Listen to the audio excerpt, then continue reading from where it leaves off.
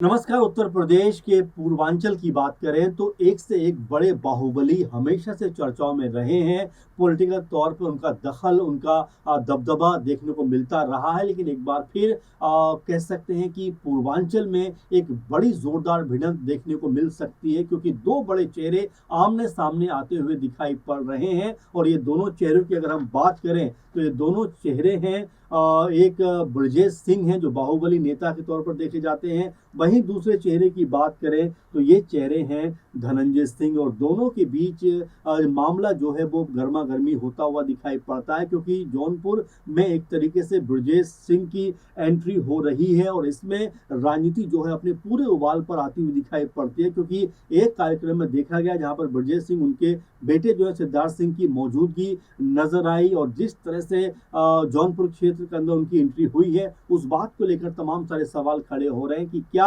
अब यहां पर धनंजय वर्सेस ब्रजेश सिंह के बीच में मुकाबला देखने को मिल सकता है। क्या अपने बेटे जो ब्रजेश सिंह है अपने बेटे सिद्धार्थ सिंह के जरिए जौनपुर में अपना दबदबा कायम करना चाहते हैं। यानी जो बाहुबली है राजनीति के, उनके बीच में यहाँ पर एक बड़ा पॉलिटिकल जो मुकाबला है वो यहाँ पर देखने को मिल सकता है। क्योंकि उत्तर प्रदेश चुनाव भी धीरे धीरे करीब आ रहे हैं। आप 27 की हम बात कर रहे हैं कि हो सकता है मार्च अप्रैल में चुनाव होते हुए दिखाई पड़े, तो मई लगभग अपने अंतिम स्टेज पे है। तो ऐसे में आप मानकर चलिए कि 9 से 10 महीने का वक्त बचा है और यहाँ पर तमाम रणनीतियां बनती हुई बिगड़ती हुई बिल्कुल अब नजर आने शुरू हो जाएंगी, क्योंकि तमाम सारे लोग यहाँ से बाहर जा रहे हैं। तमाम सारे जो दल हैं वो अपने आप को मजबूत करने का प्रयास कर रहे हैं। ऐसे में अब जौनपुर की जो राजनीति है वो भी अपने आप में एक अलग दशा और दिशा लेती हुई दिखाई पड़ती है। आपको बता दें कि पूरा मामला क्या है। दरअसल जौनपुर की जो बदलापुर विधानसभा सीट है वहां पर महाराणा प्रताप जयंती का एक मौका था, और इस मौके पर पूर्व एमएलसी ब्रजेश सिंह और उनके बेटे यानी सिद्धार्थ सिंह एक साथ बैठे हुए नजर आए हैं। और इस दौरान ये सिर्फ बैठे हुए नजर नहीं आए, बल्कि इस दौरान पूर्व सांसद हरिवंश सिंह समेत तमाम बीजेपी के बड़े नेताओं ने उनका गर्म जोशी के साथ में स्वागत किया है, उनका वेलकम किया है। और इसके बाद ये कहीं ना कहीं माहौल बनता हुआ नजर आता है कि जौनपुर की जो राजनीति है वो ठाकुर लॉबी जो है अब दिखाई पड़ती है। और इसी तरह से जिस तरह से यहाँ पर ब्रजेश सिंह उनके बेटे सिद्धार्थ को स्वागत करके बैठाया गया है, उससे तो कम से कम ये साबित होता हुआ दिखाई पड़ता है कि जौनपुर की राजनीति में यहाँ बड़ा खेल हो सकता है, आने वाले दिनों में होता हुआ दिखाई पड़े। और ये भी हो सकता है कि यहाँ से सिद्धार्थ सिंह के चुनाव लड़ने की जो रणनीति है वो भी यहाँ पर जो है बनती हुई दिखाई पड़े, क्योंकि इससे पहले कृपा शंकर सिंह ने भी सिद्धार्थ सिंह के चुनाव लड़ने को लेकर कहीं ना कहीं संकेत जरूर दिए थे। तो मिला जुला कर देखा जा रहा है कि भाई जौनपुर में एक माहौल, जो सियासी माहौल है वो अपने चरम पर कह सकते हैं पहुंचता हुआ दिखाई पड़ता है। उस पूरे माहौल में उबाल भी दिखाई पड़ता है। और साथ में आपको ये भी बता दें कि श्रीकला धनंजय सिंह की कुर्सी पर खतरा भी दिखाई पड़ता है। जो धनंजय सिंह की पत्नी है उनकी बात करें तो वो फिलहाल जौनपुर जिला पंचायत अध्यक्ष हैं और उस कुर्सी पर विराजमान है, धनंजय सिंह की पत्नी है। तो ऐसे में श्रीकला धनंजय सिंह का जो कब्जा इस सीट के ऊपर है वो एक छत्र जो दबदबा रहा है उसको अब खत्म करने का प्रयास किया जा सकता है। और ये भी चर्चा है कि बीजेपी का एक बड़ा धड़ा जो है वो ब्रजेश सिंह के जरिए धनंजय सिंह के प्रभाव को जमींदोज करना चाहता है। यानी एक बाहुबली के जरिए दूसरे बाहुबली की जो ताकत है उसको कुंद करना चाहता है। और इसीलिए अब जौनपुर में यहाँ पर ब्रजेश सिंह और उनके बेटे सिद्धार्थ की एंट्री होती हुई दिखाई पड़ी है। हालांकि कुछ दिनों पहले एक मीडिया से बात कर रहे थे पॉडकास्ट में धनंजय सिंह, और वहां पर वो कहते हैं कि जब सवाल पूछा जाता है ब्रजेश सिंह के बारे में तो कहते हैं कौन ब्रजेश सिंह।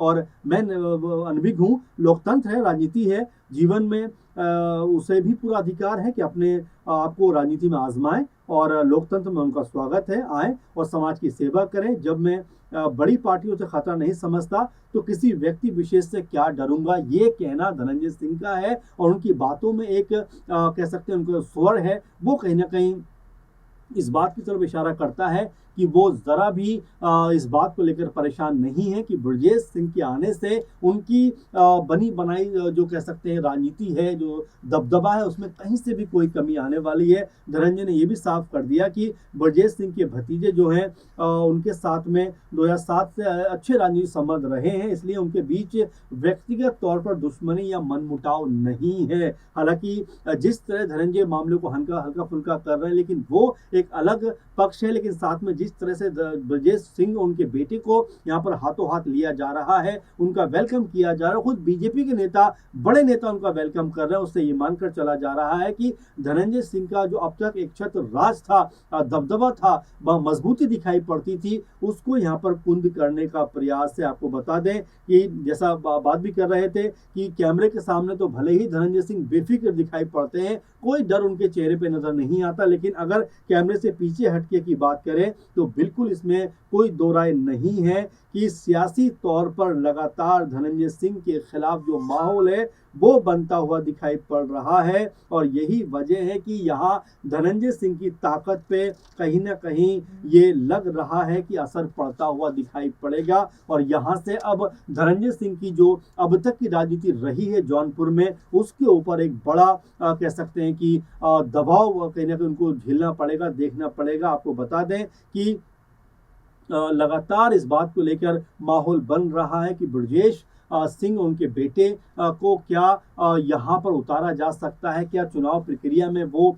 आगे बढ़ सकते हैं। जिला पंचायत अध्यक्ष की बात करें तो क्या उनका नाम भी निकलकर सामने आ सकता है। तो ये दो तीन चीजें हैं जो लगातार बढ़ती हुई दिखाई पड़ती हैं और जहां से ऐसा लगता है कि पूरा खेल जो है जौनपुर का वो यहाँ से बिगड़ता हुआ या बनता हुआ कह सकते हैं। किसी का बिगड़ेगा तो किसी का जरूर बनेगा। तो ऐसे में दो बाहुबलियों के बीच में जोरदार टक्कर देखने को मिलने वाली है। और वैसे भी हम लगातार देख रहे हैं कि बहुत सारे बड़े नेता यहाँ से वहां जाने का प्रयास कर रहे हैं। आप देखेंगे अब्बास अंसारी जो सुबह सपा से मऊ क्षेत्र से विधानसभा क्षेत्र से विधायक थे, अब वो भी सपा की तरफ जाते हुए नजर आते हैं। वो भी अब अखिलेश यादव की तरफ कह सकते हैं उनका रुझान दिखाई पड़ता है, क्योंकि जब मऊ क्षेत्र में पहुंचते हैं तो वो सुबह सपा की तरफ नहीं जाते, उनके दफ्तर नहीं जाते, बल्कि समाजवादी पार्टी के दफ्तर पहुंच जाते हैं। उसके बाद कहते हैं कि अगर मैं अखिलेश यादव जी से मिल भी लिया तो क्या मैंने कोई बड़ा गुनाह कर दिया, क्या मैं उनसे नहीं मिल सकता। यानी कि उनके भी सुर कहीं ना कहीं ये नजर आता है कि पूरी तरीके से बदले बदले से दिखाई पड़ते हैं। और ये बात लगातार देखी भी जा रही है कि बहुत सारे नेता जो हैं वो यहाँ से वहां जाने का प्रयास कर रहे हैं या फैसला करते हुए नजर आते हैं। लेकिन ये जो तकरार आपस में दिखाई पड़ती है, ये जो आपस में कह सकते हैं कि जो एक जो पॉलिटिकल तकरार है, पॉलिटिकल लड़ाई है, जिस तरह से यहाँ पर बढ़ती हुई नजर आती है, क्योंकि जौनपुर में ब्रजेश सिंह का इस तरह से बड़े लेवल पर वेलकम करना और वो भी बीजेपी के बड़े नेताओं के जरिए वेलकम करना कहीं ना कहीं इस तरफ इशारा करता है कि एक बीजेपी का एक धड़ा ऐसा भी है जो जाहिर बात है कि ब्रजेश सिंह को मजबूत करना चाहता है या उनको लाना चाहता है, ताकि धनंजय सिंह की जो ताकत लगातार मजबूत नजर आती है, एक तरफा ताकत दिखाई पड़ती है, उसको कमजोर किया जा सके। तो फिलहाल अगर हम जौनपुर जिला पंचायत चुनाव की बात करें आने वाले समय में, तो यहाँ पर भी कह सकते हैं बड़ा घमासान मचता हुआ दिखाई पड़ेगा, क्योंकि अभी तो फिलहाल धनंजय सिंह की पत्नी जो है श्रीकला धनंजय सिंह जी, उनका इस पे कब्जा है। लेकिन क्या यहाँ पर अब ब्रजेश के बेटे जो है सिद्धार्थ, क्या वो यहाँ पर बड़ा चेहरा बन के उभर सकते हैं और क्या उनके पक्ष में एक माहौल बनता हुआ नजर आ सकता है। क्योंकि जिस तरह से अब तक देखा गया जौनपुर में कि जो कद है धनंजय सिंह का वो काफी मजबूत रहा है और ठाकुर लॉबी भी कहीं ना कहीं अब यहाँ पर एक तरीके से ब्रजेश सिंह को समर्थन करती हुई दिखाई पड़ती है। तो फिलहाल अभी चूंकि उत्तर प्रदेश का राजनीतिक माहौल बनना शुरू हुआ है, अब जिस तरह चुनाव को हम देख रहे हैं धीरे धीरे नजदीक आ रहा है, उसी तरह से यहाँ पर जो पॉलिटिकल हलचलें हैं वो बनती हुई और यहाँ पर अलग तरह के समीकरण बनाती हुई दिखाई पड़ती है। अब ऐसे में अगर जौनपुर क्षेत्र में ब्रजेश सिंह की एंट्री होती है तो धनंजय सिंह के लिए क्या बड़ी चुनौती नहीं होगा। वो मीडिया में तो जरूर कहते हैं कि उनके आने से हमें कोई फर्क नहीं पड़ेगा, कौन ब्रजेश सिंह, इस तरह की बातें करते हुए नजर आते हैं। लेकिन अगर बीजेपी का एक धड़ा ब्रजेश सिंह के सपोर्ट में रहता है, चला जाता है या उनको ही चुनाव लड़ाता है, तो धनंजय सिंह की ताकत यहाँ पर खत्म हो सकती है। क्योंकि